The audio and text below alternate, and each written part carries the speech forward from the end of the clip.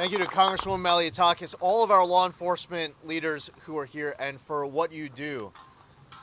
It's a special place in our hearts that we have these men and women who raise their hand. They are willing to lay down their lives in defense of not just family and friends, but strangers in their community too.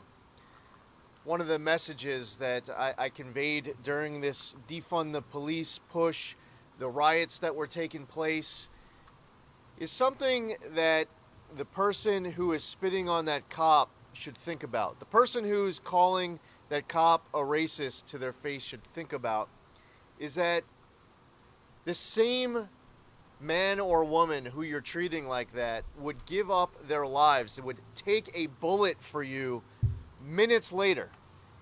When you're going back to your car, if you got attacked, that same person, you just spat in their face and called them a racist, they would give up their lives to defend you.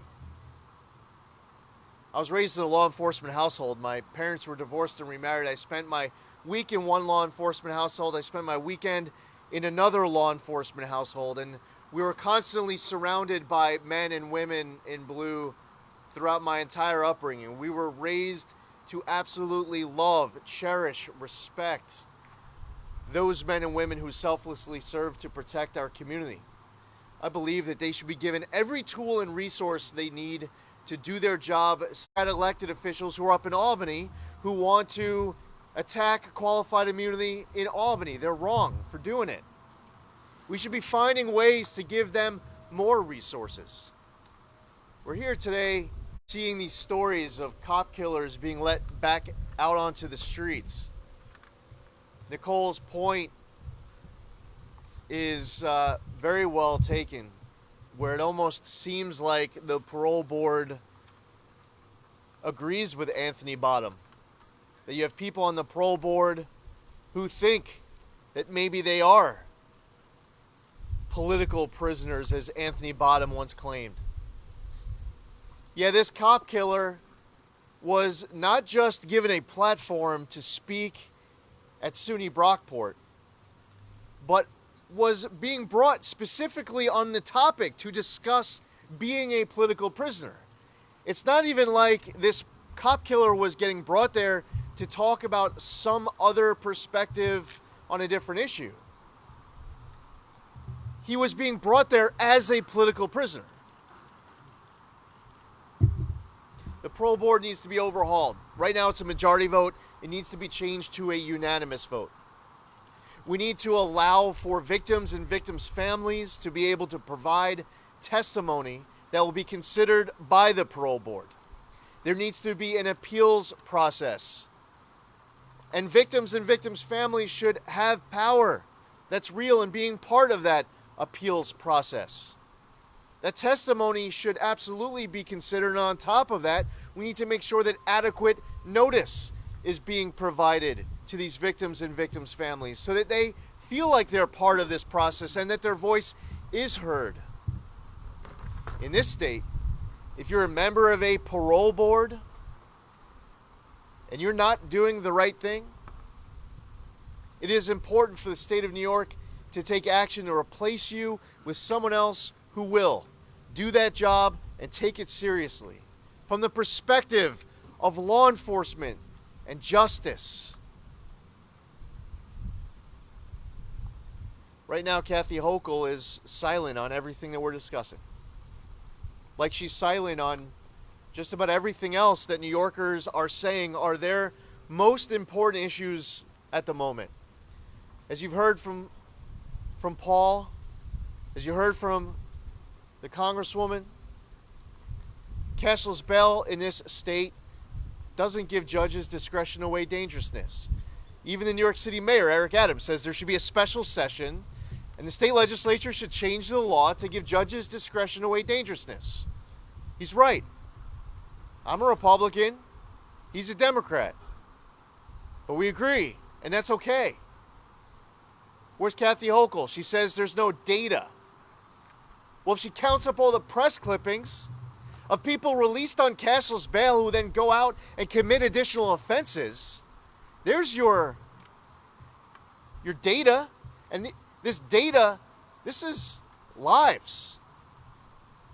Those stats are lives. And many of those repeat offenses leave victims. 93-year-old Connie Torrey in Syracuse was murdered by somebody released on cashless bail. Somebody else was released on cashless bail on an arson and was rearrested for a double manslaughter in Yonkers. Where's Kathy Hochul? When I said that Alvin Bragg should be removed, Kathy Hochul said he just got there. Cut him some slack, he's doing his job.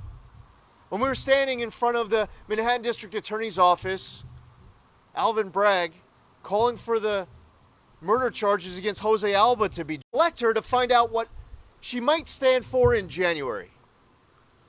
Now, I'm currently serving my 4th term in Congress. I'm very familiar with this approach. This is how Nancy Pelosi does things. You have to pass bills to find out what's in it.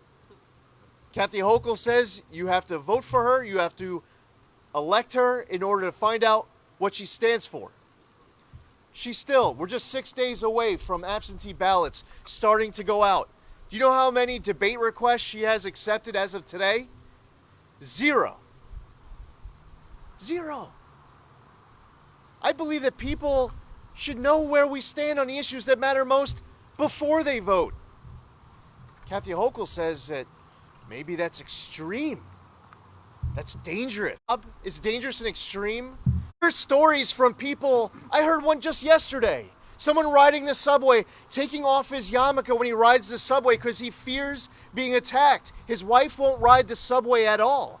Just earlier this week, I was meeting with someone in their apartment, and he's saying how back in the day, if he had to walk 15, 20 blocks, it was a beautiful Manhattan night in the middle of the summer, and you could just enjoy life in the Big Apple. Now, if you have to go 2 blocks, his family calls it extreme and dangerous that inside our correctional facilities right now, attacks on correctional officers are up, on other prison staff is up, and oh, by the way, on inmates too.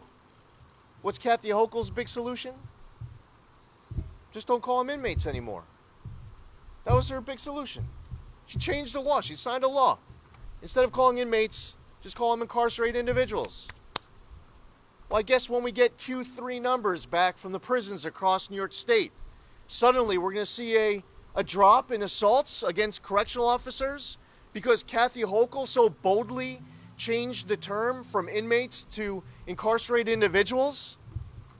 I thank Congresswoman Malliotakis for her leadership being here, for Paul and rallying up the rest of law enforcement. This parole board needs to be overhauled.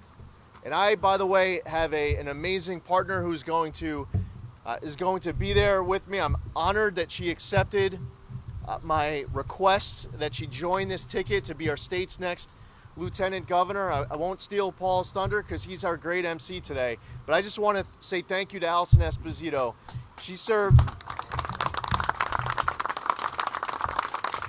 Allison served nearly 25 years in the NYPD. Her father was an NYPD chief. Allison would have become an NYPD chief. She was the commanding officer of the 70th Precinct in Brooklyn. She was on a 40-year career that she decided to retire, not just to be our next lieutenant governor, to be our candidate to be our next lieutenant governor. She is all in, and I'd be remiss if I didn't say thank you to Allison Esposito for her service, for her leadership, and her willingness to leave a job that she loved to be our state's next lieutenant governor.